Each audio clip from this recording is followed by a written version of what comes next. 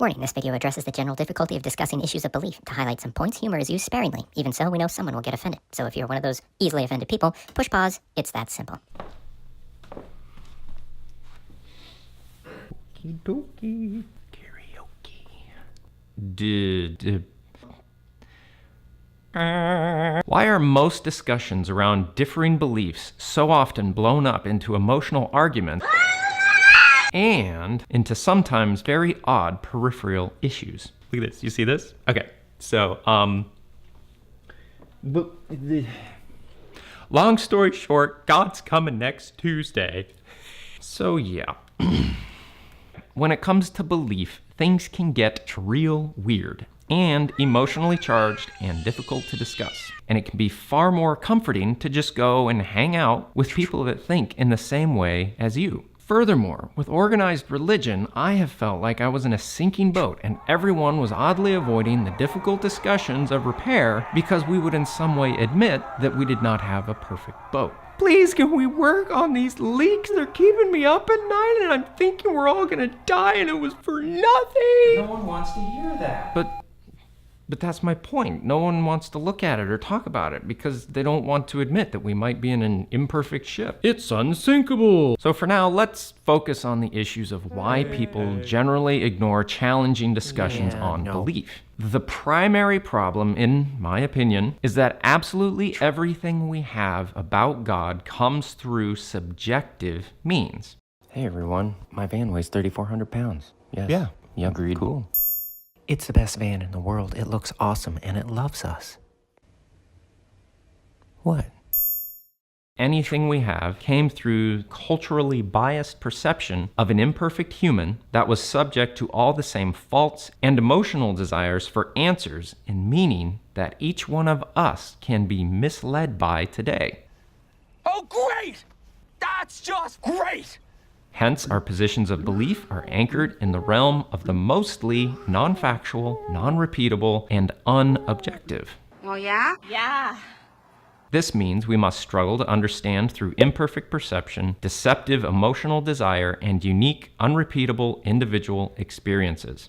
Yeah, you can see why conversations around belief can get so heated. This is the stuff that gives us hope and meaning. When you mess with that, things can get real ugly. No! That's it! So how do we approach discussions of such a subjective and sensitive subject matter that so typically digress into... First of all, learn to sense when you or someone else is emotionally activated and just back off. You will make no ground in this emotionally charged mental chemical brain bath, amygdala activation. Look into it. Next, to engage in conversation that will actually go somewhere and be beneficial, I need to approach it with the pieces of my worldview puzzle that is based in the subjective on the table, and I need to be open to moving those pieces around a bit. If I'm certain of my worldview puzzle, it's perfect and yours should look like mine. Or if someone is emotionally activated, you will make no ground. The puzzle pieces go on the lockdown, and puzzle makers, is there a word for puzzle person? Enigmatologist. The enigmatologist puts everything on lockdown and they go into defense mode or evangelize aggressively mode.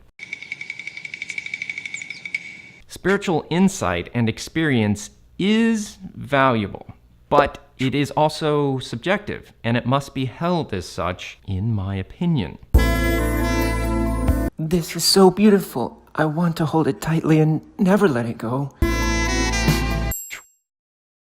So, how do we respect the nature of spirituality and avoid the emotional pull to hold the subjective as objective? Well, a good place to start is the 10 Commandments of Rational Debate. With these laws, you can help decipher what's what in your own head and conduct a far more productive discussion in the realm of sensitive subjectivity. More on that in a following episode. Thanks for watching, everybody. To be clear, I know I will get something wrong in this process or already have. I promise we will do our best to amend anything that is brought to our attention as being obviously false in some way. We would love all your feedback, pro or con as long as it's done in a somewhat respectful manner. Let us know your thoughts, maybe your best story of logical fallacy that you have encountered or authored, and tune in for the next thing.